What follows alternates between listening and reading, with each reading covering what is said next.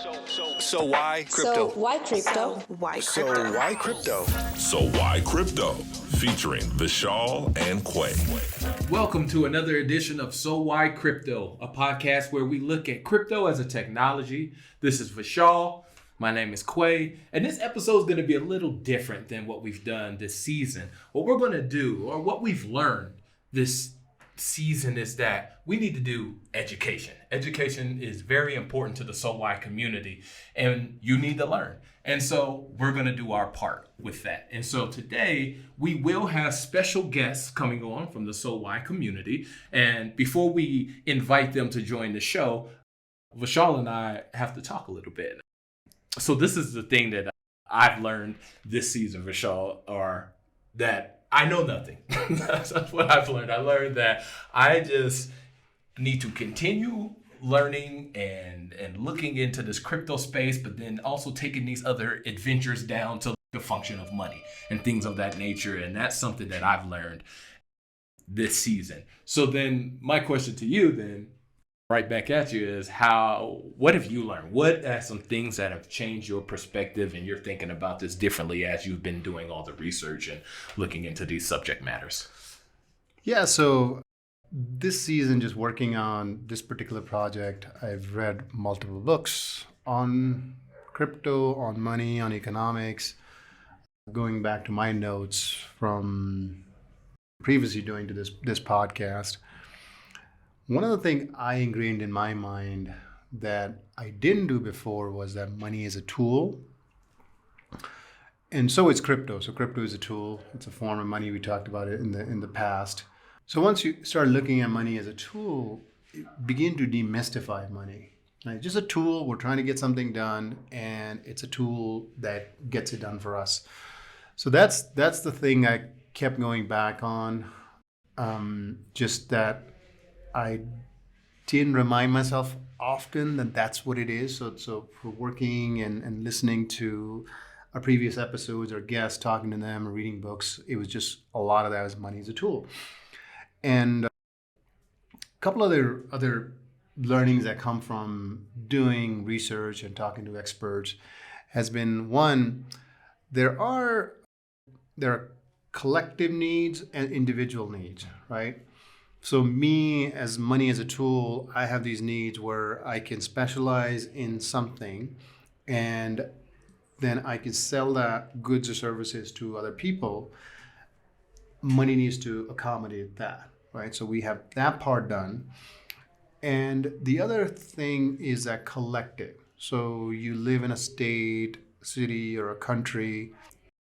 In this case, fiat tend to be more for a country, right? So the US dollar or the euro or the peso in Mexico, whatever that might be, you have this collective need that society has that money as a tool also takes into account. So that's where fiat comes in, where you can actually have the money supply go up or down, use interest rate, and we talked about a lot of this in the episode. So I think looking at two different angles as money is a tool for individuals and also for society at large is a really helpful mental model that you can have when you're evaluating it, crypto or fiat or anything else or gold standard. The second thing is, since fiat is issued by the government, you have to look at the competence or incompetence of the government. It's another thing we talked about in length. That's really, really essential thing to focus on. And I think also just doing this project, the middlemen, the problem of the middlemen that we have put out as the crypto really shrinks the middleman.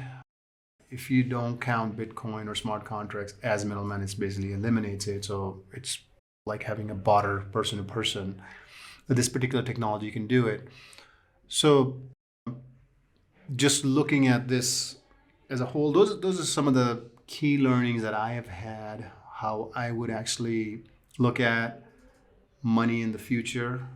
I'm just looking at a very fundamental level. Okay, what is it trying to do? And yeah, it's been quite a good journey as far as learning, and it's been fruitful as well. How about yourself? What's been, you said I know nothing sounds like Socrates. I know one thing, I know nothing. That's his quote. What have you learned since then? I have a lot of questions that I'm going to ask you, so just get ready for that. But the thing that I always focus on is just money. And you are absolutely correct when you say money is a tool.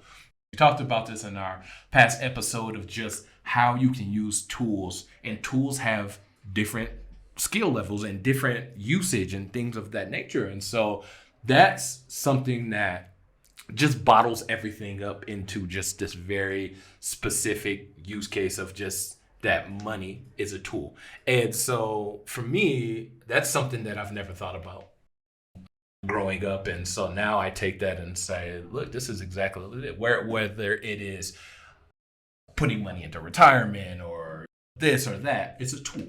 So just use it for what you know, but you have to do your research regardless of whatever you're doing when it comes to money. You got to understand what you need to do with it, and then that will let you then know what type of tool you need to use to get it there. So it makes so much sense to me. So we always talk about being clear, clarifying things, making sure that we're talking about things very specifically.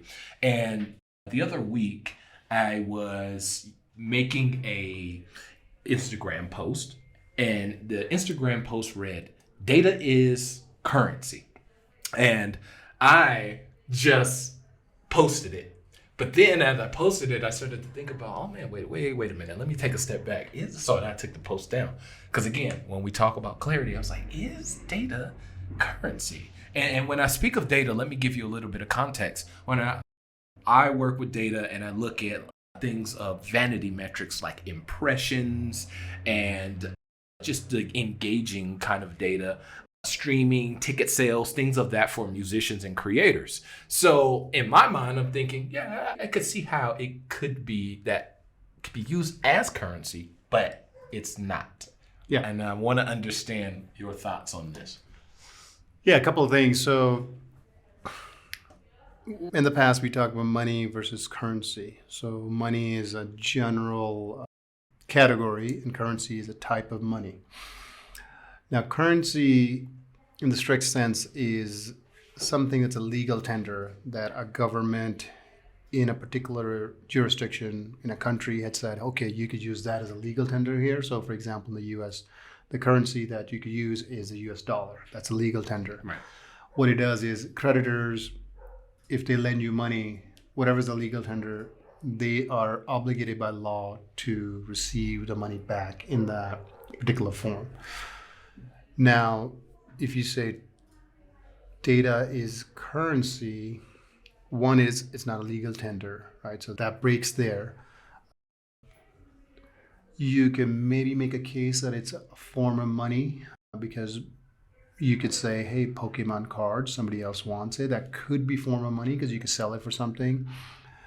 But in the strict sense of speaking as a currency, I would say it's not, just based on technicalities and how currencies are defined. I'll also, to throw a little bit in there, it would have to be used by a majority of people to also be considered. Would you say that's true? Because if one person finds value out of this, that's just one person.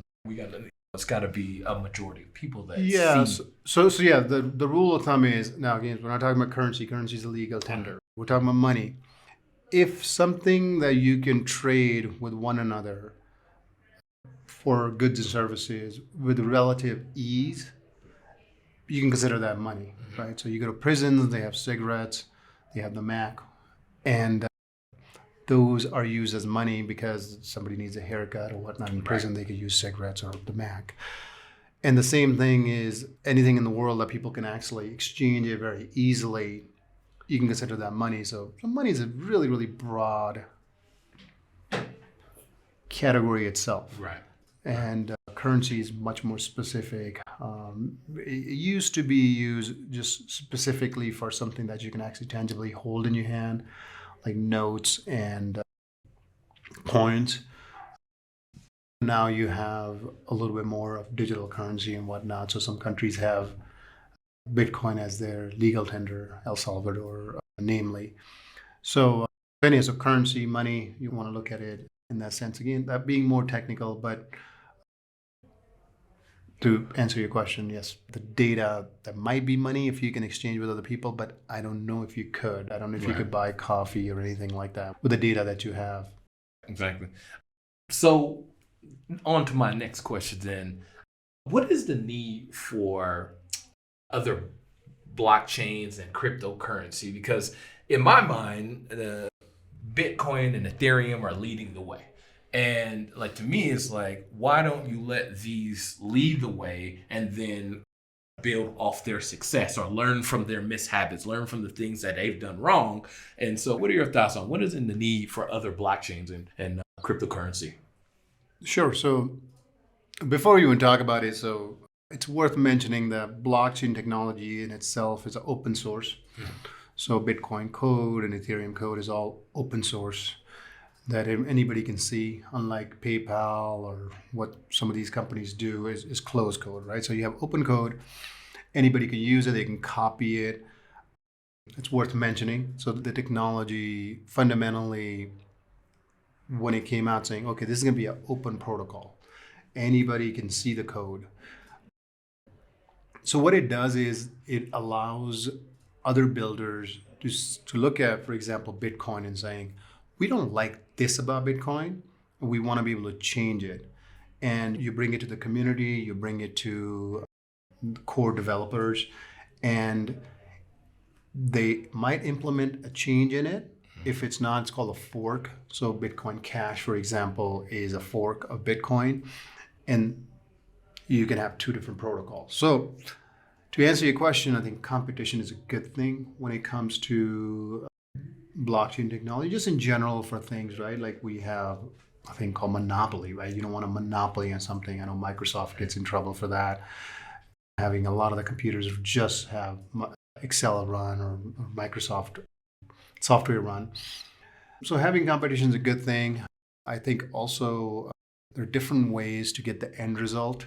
So if you're just trying to do peer-to-peer transaction, let's say with Bitcoin, there are different things different developer can look at it. I think that's where the forks come in. Hey, we want this to be faster. For example, Bitcoin takes 10 minutes per block. We want it faster, right? So you could fork it or you could build a new protocol saying, okay, this one could do it in seconds or milliseconds, right? Then you can have, hey, we want this to be private. So you have things like Monero and you have Zcash. So Zcash is actually a fork, or I don't know if it's technically a fork, but the code, they have taken it from Bitcoin and then they added the privacy feature where you can actually hide where the money is going, essentially, right? So you have much more privacy because the blockchain is open, anybody can see transactions. Then you can have, I want to make it cheaper, right? So you can have that. And I want to make it more secure, less secure, right? So you have all these different end goals within a blockchain technology that you can do. So I think having many different cryptocurrencies allow that to happen, and whatever the society will need will end up becoming the dominant one. So right now, Bitcoin as of 2023, it's about 40% domination as far as how much money's in it. And if you take Bitcoin and Ethereum, they combine about 65. I would say even more than that because there's a lot of stable coins, which is just US dollars on the blockchain. And yeah, we can go into details a little bit later. But anyhow, so if you even take them out, I think Bitcoin and Ethereum dominate about 80% of the market. So Bitcoin being one, Ethereum being two, and a lot of the developers actually work on Ethereum. If you look at it, Bitcoin is a little bit more built in a way where it doesn't change much. So the fundamentals are really ingrained in the community and the developers, and they don't want to change a lot of things. They're like 10 minutes per block. We're not going to go less. We're going to keep that going because that's really important for what we're trying to accomplish in the security. So you have somebody in the Bitcoin Cash community saying, hey, we want this to be faster or cheaper. So they fork it. So they do it. So the competition is good in that sense. I think in the end, we will get whatever majority of the people want. So Bitcoin community is really strong, Right. and the people are really committed more than just for the money, for the principles, for even philosophy of life. Anyway, we'll talk about that a little bit more down the line. But to answer your question, why not more? The analogy would be having some kind of software that lets you do something, and you're like, this does everything. Competition actually might do it better. Right. That's the way to look at it. Is like, hey, why not more cryptocurrencies that could solve the problem? But it's hard to do, right? Like the fundamentals are pretty solid for those two that I mentioned, Bitcoin and Ethereum. Yeah. And I don't think I knew that the market cap was so strong, between 70-80%. So that it's already happening behind the scenes without even knowing that they do already have such a dominance in the space. So that makes so much sense. So we speak about the middleman all the time, the problem of the middleman. So why is it so hard to solve the problem of commerce when it comes to the middleman? Yeah, two big things come to mind is trust and double spending. Okay, so the middleman is used for trust and for double spending. So let's look at trust first. So most of the infrastructure today that's built is pre-internet, from the 70s and 80s.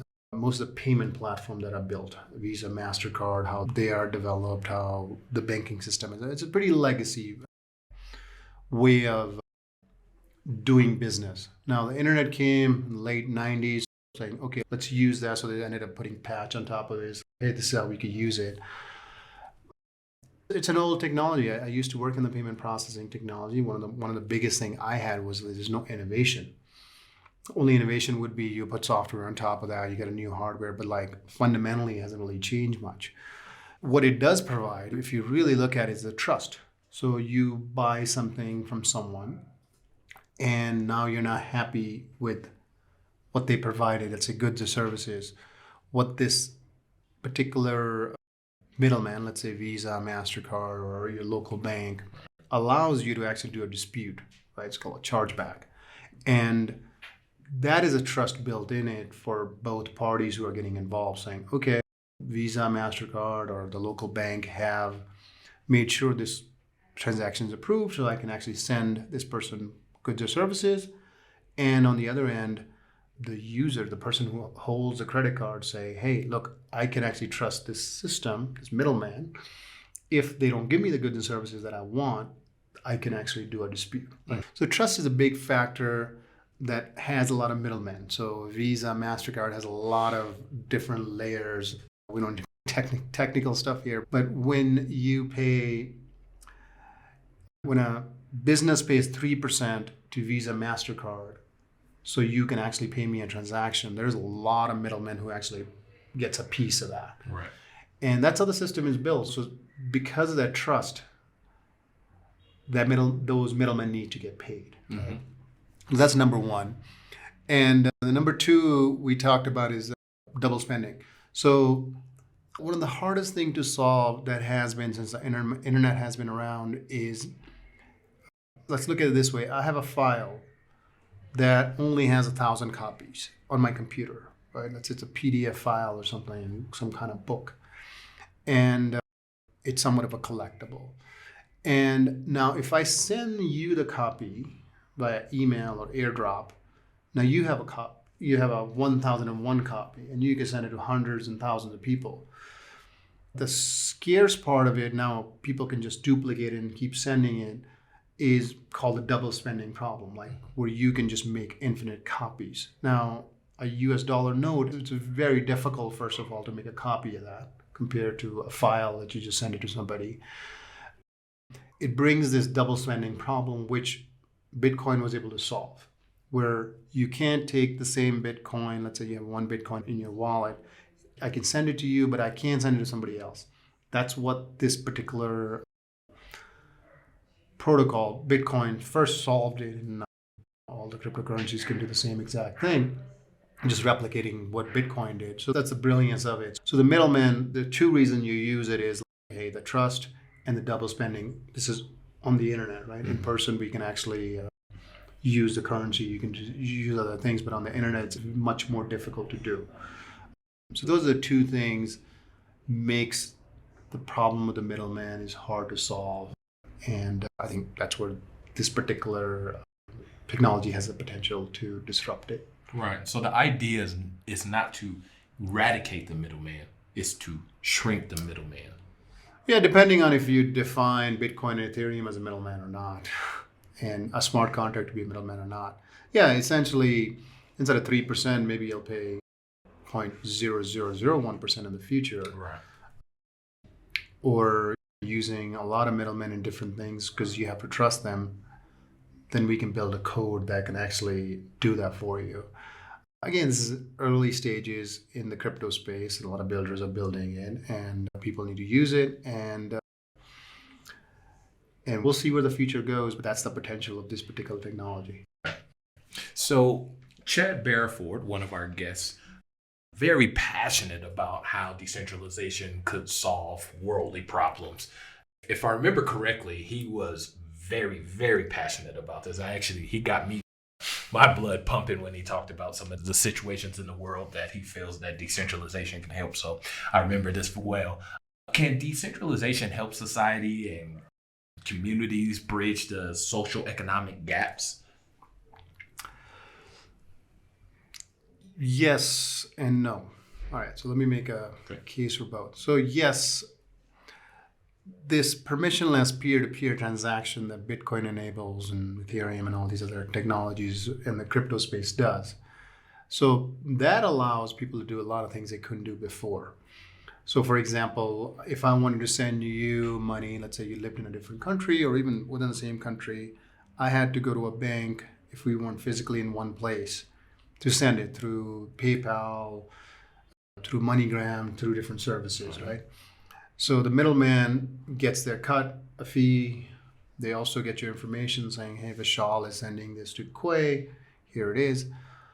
With this technology, you can just skip the middleman and just go directly peer-to-peer saying, hey, what's your wallet address? You text it to me, you send it to me, and I send you $100, just like that. So in that case, it really solves a big problem where we can do peer-to-peer transactions much more faster. If you look at data, the majority of the world doesn't even have a bank account. Right. So this enables people to have that financial structure, because a lot of the companies haven't built it because there's not a lot of money to be made from it. And I think this particular technology can do it, right? So even though your net worth is $100, $50, $1, it doesn't matter.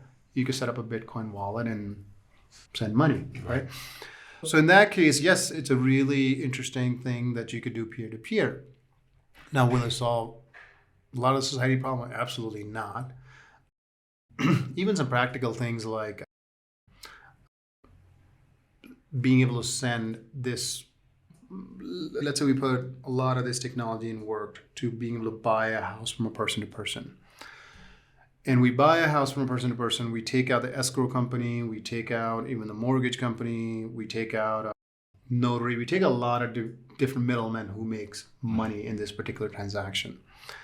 And we can do a transaction with each other on the blockchain. Instead of, let's say, the property is $100,000, we have to pay 5 or 10% to real estate agent, you name it, all these people. Mm-hmm. So we can actually save that, let's say, make it into $1 instead of $10,000. We save a lot of money. So the $100,000 of the 90,000 goes to, let's say, you're the buyer, I am the seller. It'll go to me. Now we can actually have 95,000 goes to me. Now you get 5% cheaper, I get 5% more. It's a win-win situation with the technology. You can do it. However, here's the problem. What happens when there's a dispute? There's a reason why you have the notary, why you have the escrow company, why do you have a real estate agent. A lot of these different things are put in place in cases of disputes, right? So those happen in the real world quite often. And what if you sell me a house that already you sold it to somebody else, right? So there's got to be some kind of repercussions that we can actually go back. So this technology hasn't figured that out yet. Perhaps it will one day.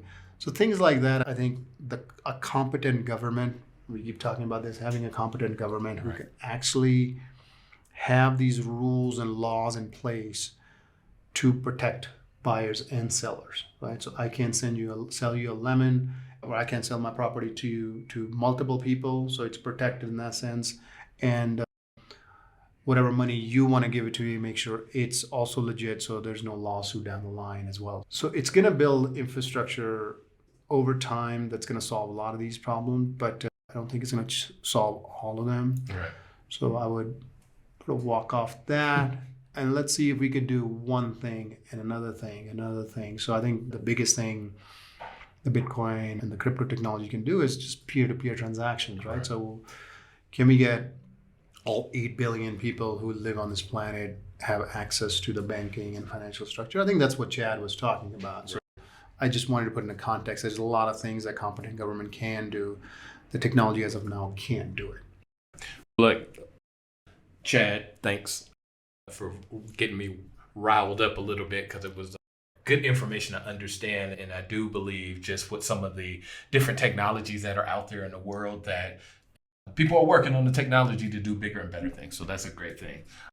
So that was pretty much all the questions that I had doing So Why Crypto, learning a little bit, learning about myself, and then coming back and researching, and now we talk about it. So that's how I get my information out. So I just want to say that Vishal and I believe in mass adoption. We're trying to do our best in trying to get this technology out into the world, and that's what mass adoption is, getting society, more people in society to be in this crypto space. And so by teaching, there's people out there that need to learn. And so when we first started down this path, I think we thought of So Why Crypto one way. And then as we started doing the season, we started to pivot a little bit here and there. And so with that said, we wanted to make sure that we always engage our So Why community. And so with that said, we have some people that are ready to talk to us a little bit about some of the things that are going on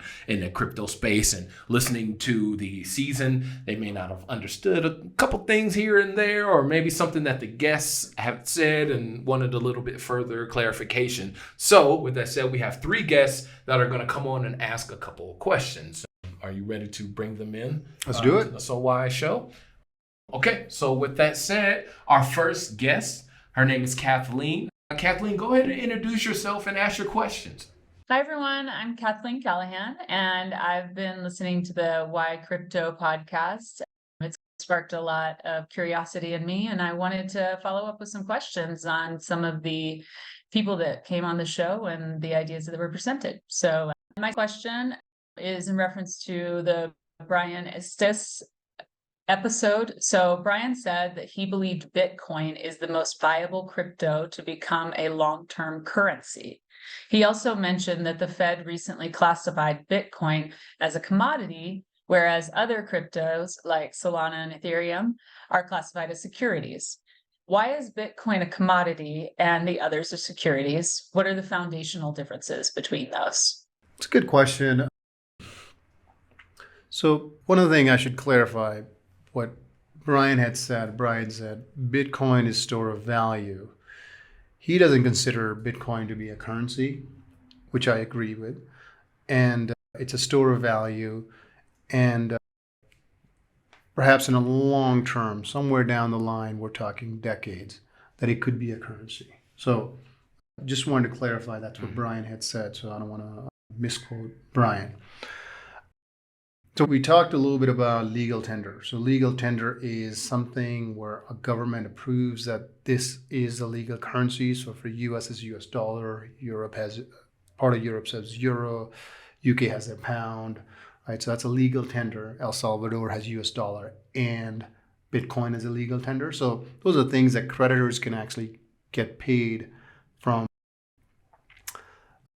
The debtor can pay the creditors with that particular currency, right? So that's what it allows within the jurisdiction. So that being said, now Bitcoin is considered a commodity in the US. And this is something that's defined by the US Commodity Exchange Act. So there's this department, that's what they do. So the way they describe commodity is something like that's corn, oil, wheat.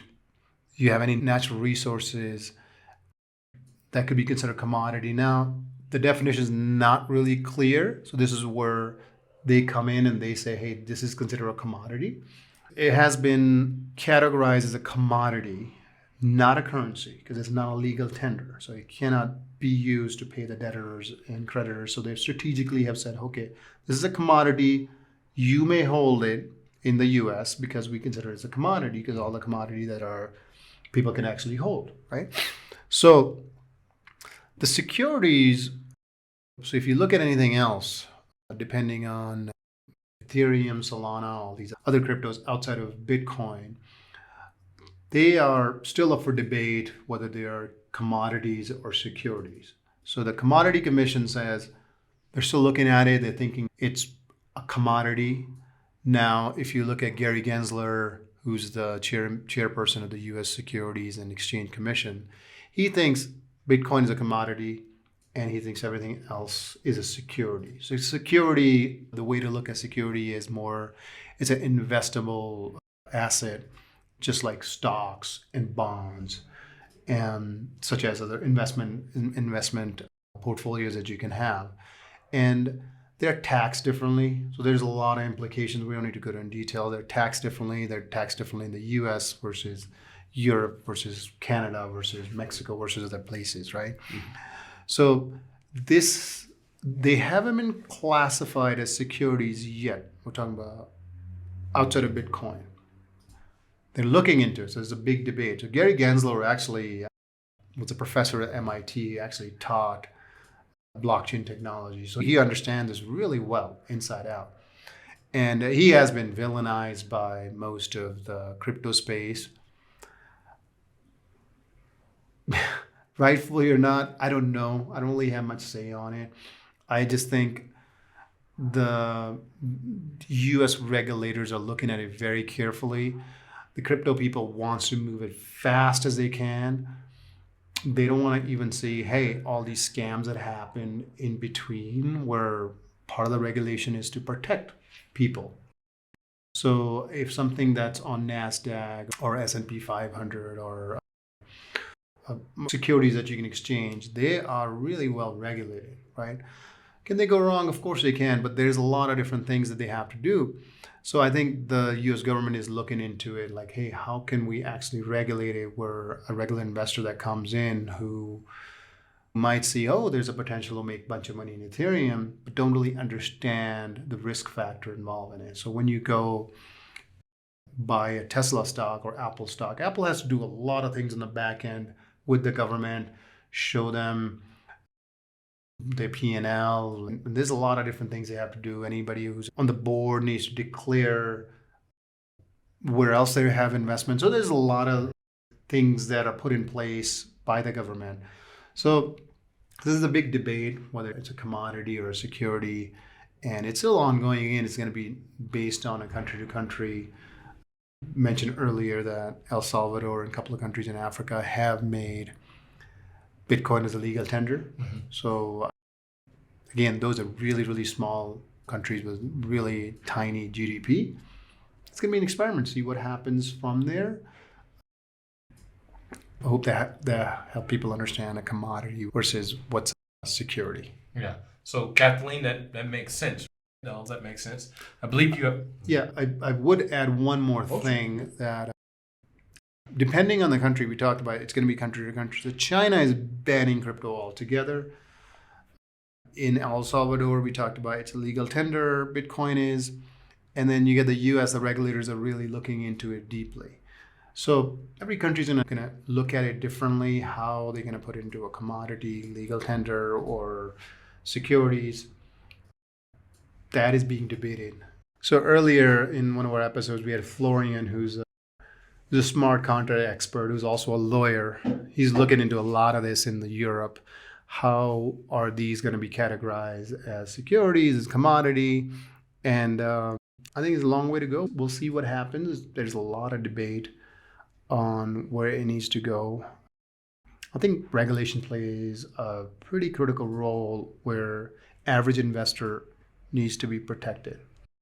Do you think that more government regulations will help people to have more trust when we're thinking outside of the people that truly are the early adopters when it comes to the crypto space? When you think about the people that are the laggards, the trust is built when the government puts its hand in it? Like, depends who you ask, right? Mm-hmm. So a lot of the people who are in the crypto space have this libertarian philosophy, right? We don't want a lot of government. People should be able to decide and then live with the consequences of their decisions, right? So a lot of that is libertarian philosophy. And so there's something to it. People can own Bitcoin. They've been able to own it for a while now, and Ethereum and whatnot in different countries. When it comes to mass adoption, so when it comes to like big companies that are holding people's retirement fund, which I know Brian works with a lot of them, one of our guests. Then you have big funds that are, whether it's family trusts or these funds who are holding a large chunk of money and they invest in different things. They want this to be regulated, because what the regulation does is it goes to a rigorous process where this process actually decides whether this particular investment is actually, like, how risky it is. And this is all these things the investor needs to know. When the government can actually ask questions saying, hey, what are you doing here? What are you doing here? What are you doing here? So for mass adoption, which sounds like what a lot of people who hold Bitcoin and Ethereum want, this is going to be one of the criteria where the government needs to come in and look at this, open the hood, saying, okay, we want answer to this, we want answer to this, we want answer to this. And depending on your philosophy, I think all those big companies are not very libertarian. They're like, hey, we want the government, again, a competent government, to look into it, see how you classify it. And we talked about in previous episodes, right about now, about 60% of all foreign exchange happen in the US dollar, which tells us that the world votes with their money that US government is the most competent government. Right. You could debate that. Some people think it's Singapore or something. It's a different part of the world. But where the money is in the US as far as a foreign exchange, the largest GDP, I think a lot of people are looking at the US like, how are they going to regulate this? How do we look at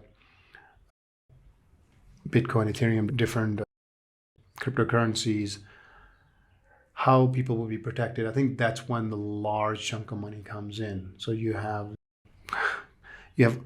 Yale, Harvard, they have billions and billions of dollars that they would put into it. But they're looking for, make sure the regulators have gone through rigorously and take a look at every single thing that can go wrong with it, and regulate it is essentially to protect. Kathleen, I jumped in on your question, so sorry for that. I had to ask this question because it was in my mind. So I believe you have another question. Go ahead and ask your second question, please. So Eric Gates discussed the process of making software changes being proposed by developers. How are these developers being compensated, and how is it determined that a change is necessary? With currency being decentralized, my biggest concern with Bitcoin is the lack of government regulation and oversight. I'm obviously reflecting what I've been told my whole life. So I'm just interested to see how the system is protected from self-interest over the good of the system. I think it's a really, really great question, because you're bringing in one of my mantras that I've learned over my research is there's individual and then there's a collective. So we talk about libertarian point of view is where there's an individual liberty, individual responsibility for their own actions, and you have limited government, you have free market, and there's some more things that libertarian point of view philosophy looks at. And I think they're all valid, that obviously people can exercise them. There's not a ton of collective on the economical sense is looked into this. So the way the modern economy is set up, where that's where we talk about regulations come in, is where you are protected. We talked about it in the past. One of the reasons that people are willing to write long-term contracts, like buying a house for 30 years or business or land or car. One of the reasons they can do it because there needs to be a predictable inflation, right? So the US aims for 2%, Europe 3%, right? A competent government can make it happen. And that's why you would write a long-term contract as far as buying something long-term. So if a 2% inflation, you pay 5%, you're like, all right, I'm paying about 3% in the end, right? If you can get a 2% loan, it's a 2% inflation, you're essentially getting free money in the sense of you're not actually paying any interest, right, with the inflation adjustment. A competent government can do that, right? So this is where the collective comes in, where inflation, deflation cannot be managed if you go everything in the system on top of Bitcoin or Ethereum or any of the cryptocurrency, where relatively the supply is fixed, right? We talked about gold standard in the past, why it doesn't work in the modern economy in previous episodes. So anyhow, so that's what's one thing to look at. So I think Kathleen brings in a very good point. Also, currency, we talked about currency earlier. Currency is something that's a legal tender by the government that you could be used. And then there's a store of value, which is one of the functions of the money. So you have store of value, you have medium exchange, unit of account.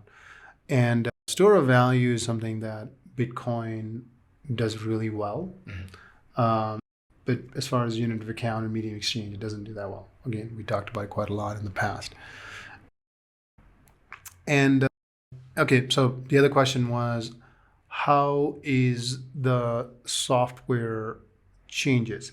It's a complicated question. So one of the things that happens, let's talk about Bitcoin. It's helpful to talk about one protocol. Is been around for over a decade, and any major change that needs to happen, it gets discussed by the community. It gets discussed by developers, core developers. It's very difficult to make changes to Bitcoin. That's by design, how it came about, saying we don't want to change things fast.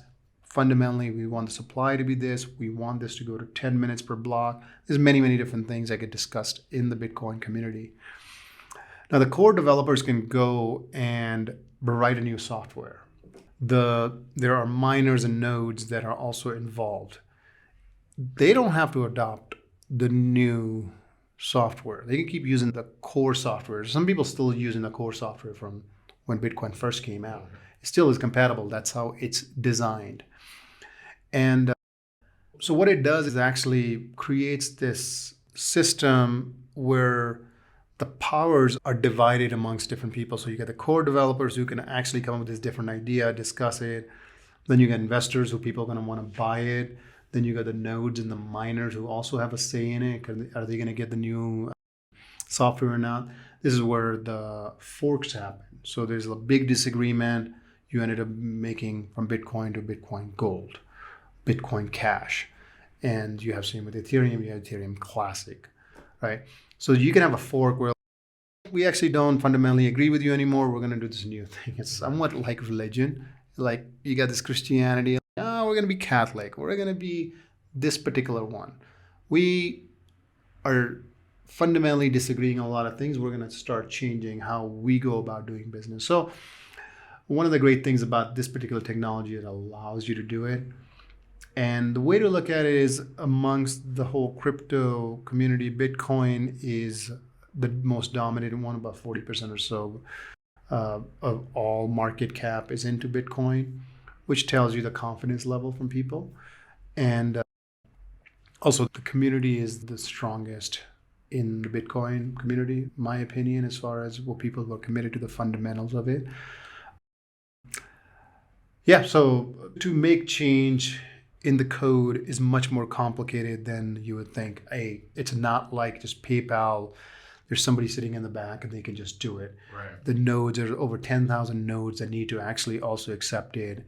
And Bitcoin has shown over time that it actually holds to its fundamentals, right? And it has, and this is part of the reason why it's considered one of the most, it's the most valuable crypto protocol amongst all of them.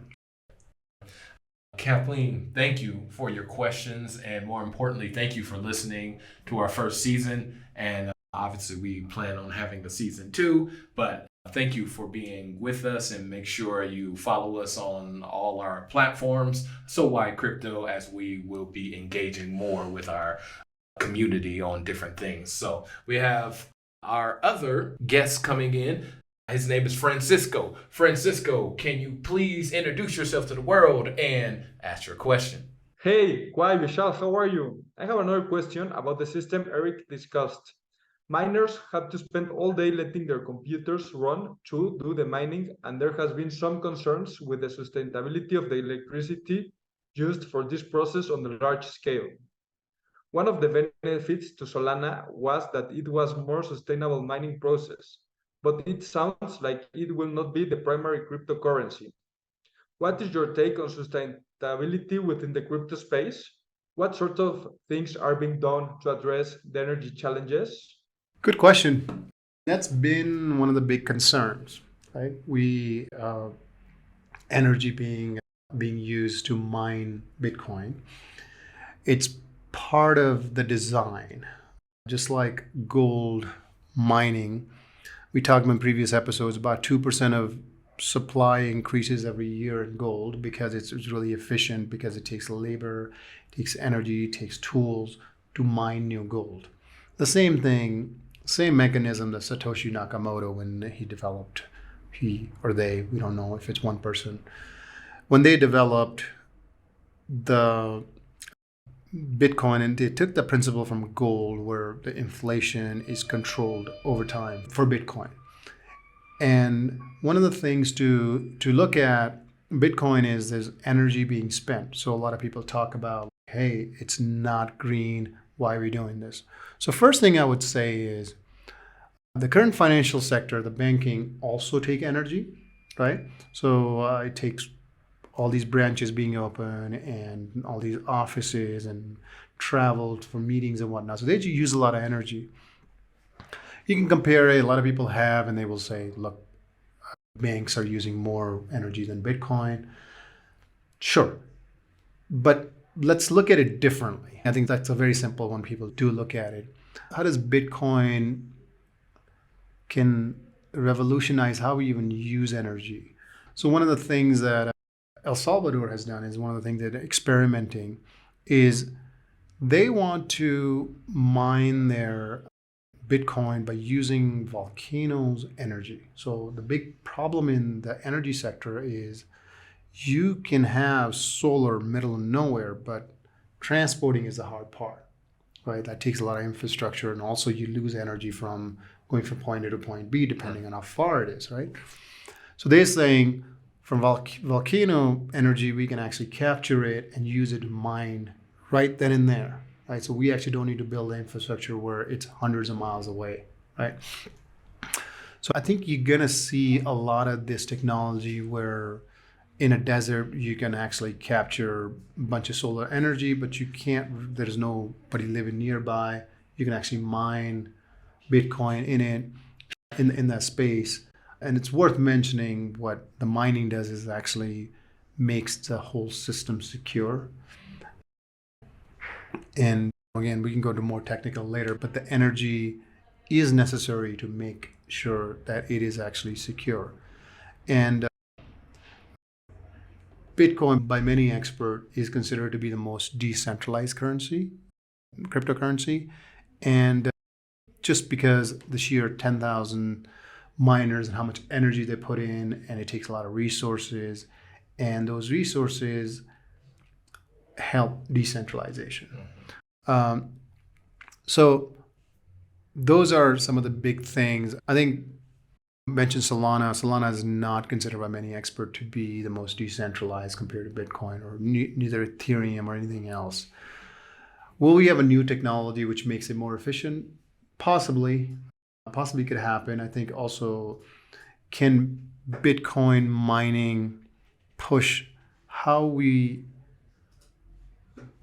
how we use energy, because a lot of incentives are going to be in place where as the Bitcoin price keeps going higher and higher, where more and more miners are going to be thinking of this technology, how can we can actually capture more energy and green energy to be exact, where it's not polluting the planet.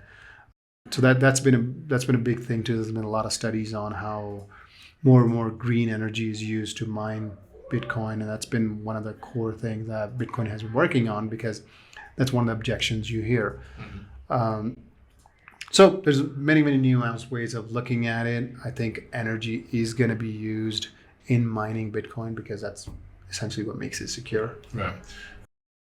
A buddy of mine also is thinking about how to do this in renewable and just having these different types of harnessing energy so they can mine too. And his idea was setting up warehouses near rivers and streams and to harness some of that energy. So that's his idea. I think he's pitching to some developers and investors right now. But there are many ideas like that. Yeah. So I think energy is one of the difficult thing to solve. A lot of smart people are working on it, and perhaps Bitcoin can help in that way. So that's one way to look at it, as a nuanced way of approaching this particular problem. Exactly. Francisco, thank you for the question.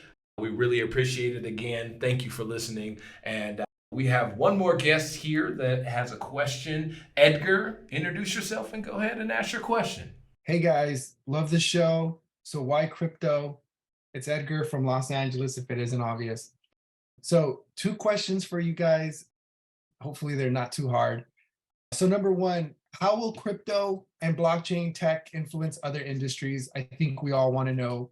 A lot of us just worry that it's only finance driven and we don't really see other opportunities outside of that. So just can you guys share just like what other applications go beyond finance? Where else can we use crypto? How can it apply? Such as like supply chain management, decentralized governance, or intellectual property rights. Would love to hear more from you guys. Keep it going. Edgar from Los Angeles checking out. Okay, so people are already working on supply chain management right now.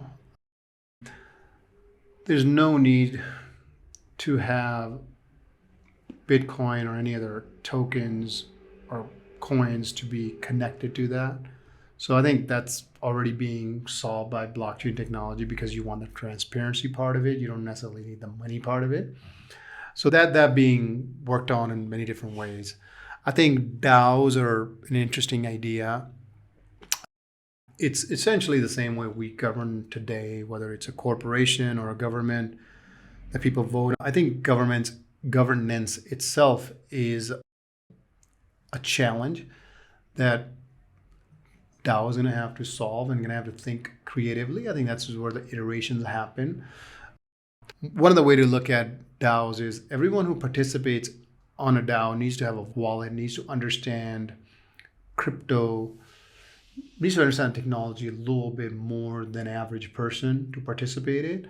So there's this barrier to entry already in it, right? So if, let's say, you, me, and 4 of our other friends wanted to start a DAO, and only you and I knew how crypto wallets work, we have to educate them before we started, right? It would be much more easier just to put some kind of bylaws together and start a company or whatever we wanted to do. So there's this barrier to entry. I think over time we will solve that. So that's one thing to keep in mind. Then the second thing is who gets the vote? And this is a really old question. For example, when the US founding fathers first said who could vote in the US, they said people who own land. So they wanted to see that who has skin in the game, right? Who owns land in the US could actually vote. Obviously, over time it has changed.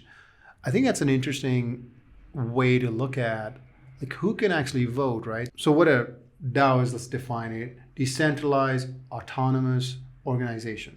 And if you have coders who are builders, they understand the protocol so much more than an average user. So let's say you and I own tokens and there's Satoshi Nakamoto is also on there. Satoshi would know a lot more about Bitcoin protocol than you and I would know. should Satoshi get more votes than we should? I think that's an interesting thing. So in the beginning, the protocol gets pushed by whoever the builders are. Eventually, it goes to the users. But who are the experts who really, really understand it versus people who don't? And this again, it's an old problem. The U.S., when the founding father had thought of this particular problem too. And that's part of the reason how the voting over time have changed in the U.S., where landowners vote, and then you had representatives who would vote for their representative, and over time it has changed. So that's another big problem that you should bring up in the DAO, are the people who are builder or people who everybody get to vote. Now the third thing is, who has more tokens? If I have more tokens, do I get more votes? Then I can literally take the DAO wherever I want to take it, depending on how many votes I get. So those are some of the fundamental problems. I think DAO is looking into it. I think it's a very interesting thing to look at, because we always need to govern ourselves. And we talk about having a competent government, also having a competent place, how a DAO works. So typically now, what is when a project starts, a small team is working on it, they move it where they want to move, and eventually they start involving the community, give them token, give them votes. So anyhow, so that's about DAO. I think it's an early iteration. We're going to get to a better iteration. You have a couple of DAOs that are very, very interesting. I like reading about them, that are solving these things. And then I think the other question was about intellectual property. So I think NFTs are working on it. It's happening. If you're talking about literal property, like a physical property, I know Latin America is working on putting a lot of this stuff on blockchain. And then you have intellectual properties like owning digital art and other things that could be physical too, like albums and other things that NFTs working to solve that particular problem, where a bunch of people can own it, but they're on the internet, they don't have to be physically in one place. The code can solve it. I think that technology is being built as of now. I know you're in the NFT space. What are your thoughts? I think NFTs are amazing. I know we're not to that space yet where they're common in mass adoption. However, I think just from the standpoint of there's so many people that work on music, publishing, writers, the producer. And so the way that I see it is you can write people into the NFT smart contracts to be able to distribute the right amount of money towards those people or not. And we talk about shrinking the middleman. I think that's what NFT smart contracts are going to do in the music space, is making sure people are getting the adequate money that they are owed. And then also that money can go just straight to the artist. So I think NFTs are very interesting, and artists should not think about sharing their IP with anyone. I think they should all keep it in the blockchain and work on it in those ways. And so I find it very interesting in this NFT smart contract space. Again, it's early, right? So there's going to be some iterations, and there's going to be some mistakes made, and they'll be fixed. Yeah, and that's a good thing about software, right? I've seen something that, and we're not going to get into this at all, but I just seen something that there's this new ERC that will make smart contracts much better than they were in the past. So maybe that's something we'll talk about in season 2, but we need to do our research on it. But those things, hearing that the technology is changing so quickly is always fun to hear. Thank you, Edgar, Francisco, and Kathleen, for being a part of the So Why community. And once again, thank you for listening to the first season. It's amazing, and we appreciate that you listen. And remember, we'll be doing more engaging events like this, so you can follow us on our Instagram, Twitter, and website at So Why Crypto. So with that said, moving the show a little differently. Again, this is a show about difference. We're changing it up a little bit. In our research and joining Twitter Lives and all these different conversations that are happening on the World Wide Web, we've come across just questions that I think I've seen it multiple times in the space that I think we can answer. And again, it's all about the education part of here. So why crypto? So these are some of the questions that we come across that we definitely want to answer. So what are some of the things people should consider when they think about the future of money? So there are 5 things I would say that you should consider looking into it. First is human nature. So look into human nature as far as you can build a very ideal system or a world, but human nature is there. Always humans do these really unpredictable things, and you got to keep that in mind. I think keeping that in your mind when you're saying, "Oh, this is a really sound principle," like people say, "Hey, people know they shouldn't drink more than they drink or eat or whatever, but they still do it." So human nature is one thing you should keep in mind. I think a lot of the books you can read on that topic just to understand that as you're going through money. This is something people like Charlie Munger and Warren Buffett talks about quite a lot. So I would say that's one of the things. 2, keep in mind individual versus collective, right? So don't only look at the individual, but also look at the collective, or don't only look at the collective, look at the individual, what an individual needs versus a collective society needs. I think that's what a lot of the government, how do we govern ourselves, is really essential. And then the other thing is the competence of the government. So depending on where you're looking to invest or what you're looking at money, you do want to look at the government, how they actually operate. Are they on the upswing, downswing? How they're doing this is really, really essential. I would say you want to understand inflation. With inflation come deflation, hyperinflation. You want to understand that. We talked about a healthy economy needs 2 to 3% inflation. It's a lot of leading economists think that. So you want to do some research around that to understand why is that, why long-term contracts are good for society, where we invest in our future, whether it's education, housing, businesses, and other things, transportation. And then also the importance of debt in the society as a modern economy needs to grow. I think those are some of the things that are worth thinking about on your own and understanding them. Don't let somebody else tell you. Just think about them, how essential they are when it comes to money. So, Right. Do you want to add anything, or you think they cover most of the things? Yeah. When you think of the future of money, I think what you've outlined have been pretty on point. There's nothing that I can think of right off the bat, but I think how you outlined it is spot on. So FDIC bank runs, they have been everywhere, social media, keywords. When you look at on Twitter, you can see like people hashtagging those things because they don't quite understand. Maybe we can talk about that. FDIC and bank runs. Can you give a little context into those concepts? Sure. So FDIC stands for Federal Deposit Insurance Corporation. This is something created by the U.S. Congress to maintain public confidence in the financial sector, in the banking sector.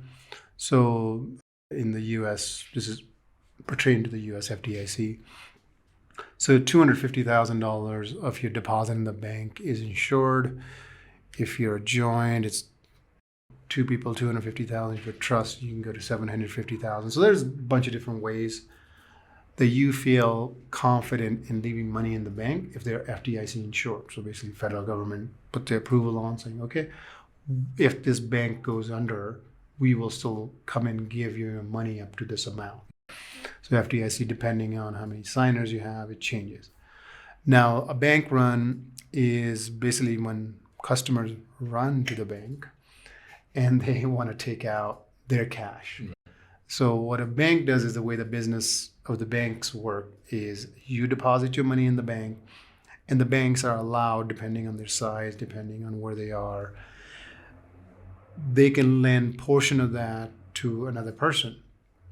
And they collect some interest and they pay you some interest, or they give you the service of having a bank account. And when a bunch of people just come in and they run to the bank to take their deposits out, it's called a bank run, where the bank doesn't have because so let's say they have $100 million. They have lent out $50 million. Now people are asking more than $50 million. It's called a bank run, where the bank doesn't have any more money. That's where the federal government comes in and they actually take over the bank. This is what happened to Silicon Valley Bank recently.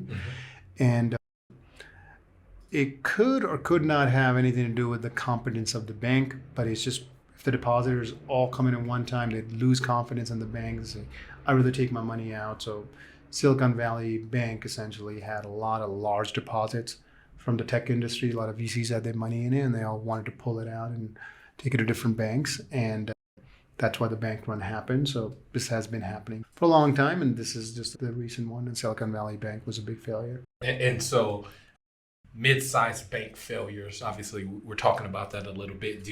I know you're no fortune teller, so you can't tell if this is going to continue to happen. However, what are your thoughts on this, why this is happening, or just recently at least? It's just the confidence in the bank that people have, right? So Silicon Valley Bank, if you want to dissect it, it has a lot of deposits. People had a lot of money, so the FDIC didn't really matter to these people. They have hundreds of millions of dollars, so they start taking the money out fast. And when the bank goes and lend money out, in this case, Silicon Valley Bank invested in some long-term bonds. Anyhow, this is all technical stuff. But the bank doesn't have any more money to give out, so that's where the FDIC has to come in. Part of the regulators, what they do is they say, okay, we learned something from this bank run. We're going to put this into new regulatory laws that this doesn't happen again.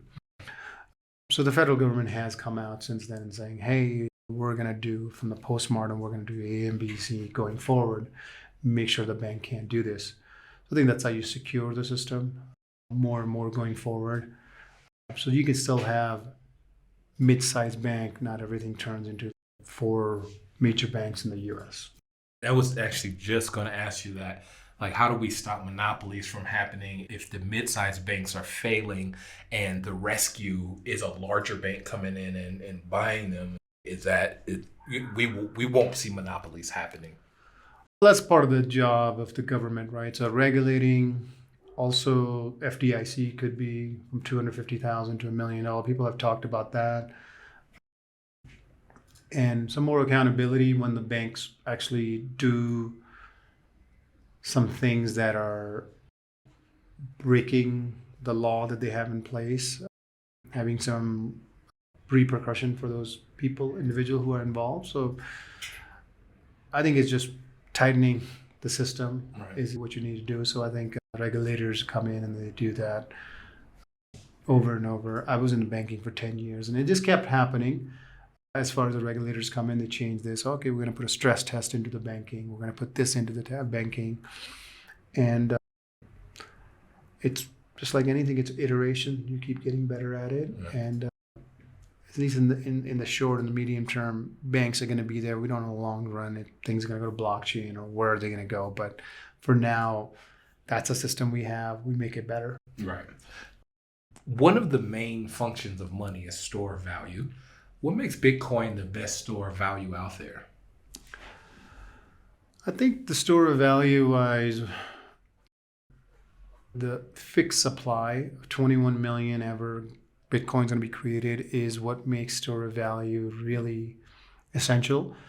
So gold has about 2% inflation, and then different things have a different inflation rate, how much supply that goes up each year. And there's a scarcity principle when it comes to store of value. And Bitcoin has 21 million that's ever going to be minted. So that makes it a good store of value for people who actually believe in the system and understand the fundamentals and want to participate in Bitcoin. It makes it a good store of value over long term. So next question for you. How can smart contracts vulnerability be identified and prevented, most importantly? So 3 things come to mind when you think about that. One is iteration, right? So you build first, you test it out, you change some things, the vulnerabilities, right? So that's one thing that you have. And the second is a lot of the crypto protocols. What they do is they hire auditors who audit it. And those auditors are paid and they look at it. You hear mixed reactions. Some people say it's a good thing. Some people say it's not a good thing. I think time is your best tester, right? So vulnerabilities could be detected with audit and patched. And the last thing is bounties, right? So a lot of the crypto projects have bounties like millions of dollars saying, hey, if you find a vulnerability in our protocol, we'll pay you millions of dollars. In a way, people who are hackers are incentivized to actually go to the protocol rather than taking the money out of the protocol, which is a very interesting thing, how they want to get incentive aligned for the bounty hunters to actually go to the core devs saying, hey, we found this vulnerability, you should fix this. And they explain to them and they get paid millions of dollars.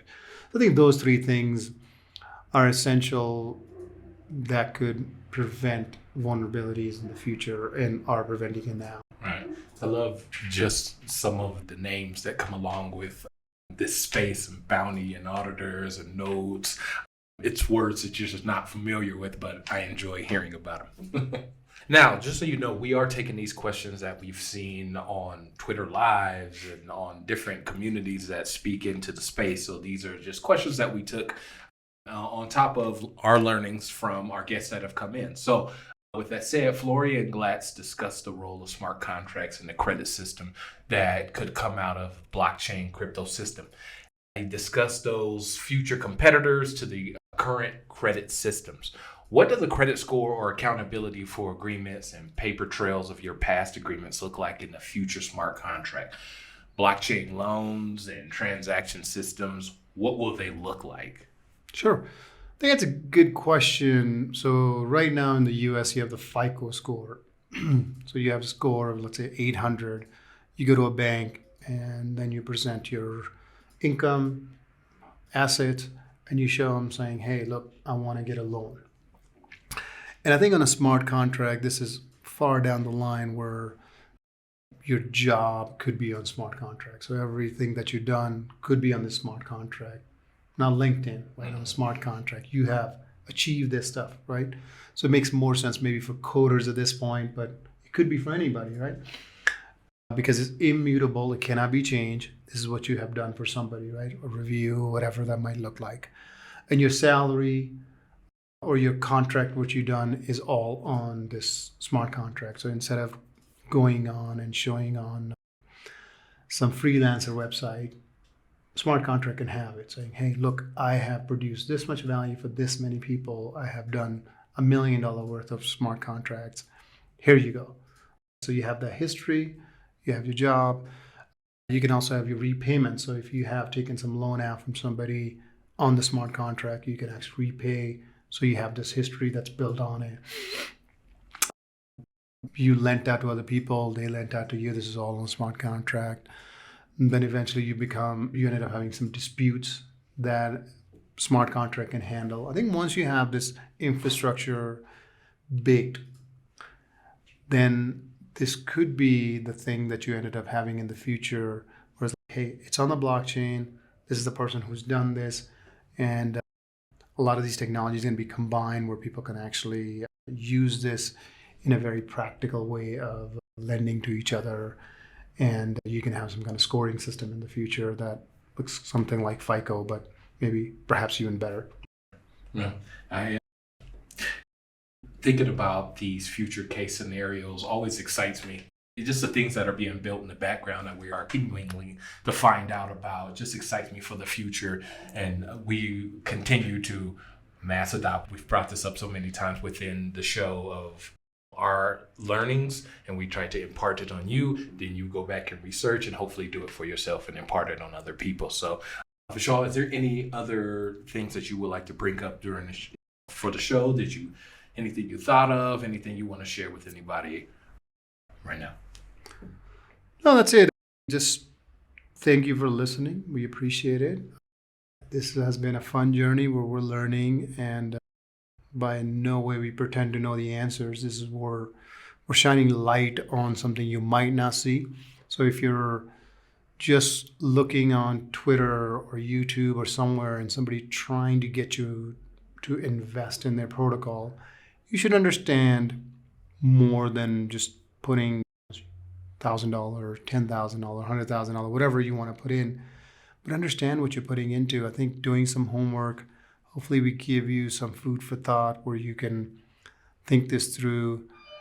Things like that is going to make this whole blockchain much more better.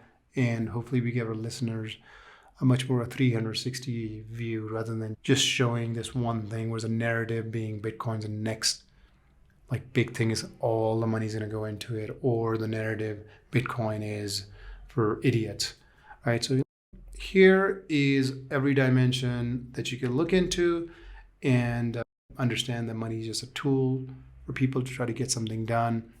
Once you look at it in that way, I think it shows you for what it is, rather than oh, I don't really understand it, but I better get into this Dogecoin because Elon has tweeted about it, or this celebrity has endorsed FTX. I should buy a bunch of FTX tokens. We know Tom Brady and Steph Curry and all these guys have done it. So do your own homework, especially if you're putting your hard-earned money that you want it to go big, but do it strategically. Yeah. As hard as you work to earn your money, it's as hard as you should do to do the research and know if you want to put that money in that. So think of it like that. So thank you everyone for once again joining us for another edition of So Why Crypto. Thank you again for Kathleen, Edgar, and Francisco for joining us and being a part of the show. And for more information, So Why Crypto on everything. That's Twitter, that's our website, and that is YouTube. Subscribe to our YouTube channel. We'll be making sure to have all kinds of content on there that you can look at, watch, and then do some research. For myself, Quay and Vishal, thank you. So Why Crypto? Thank you. So why crypto? So why crypto? Why crypto? So Why Crypto? Featuring Vishal and Quay.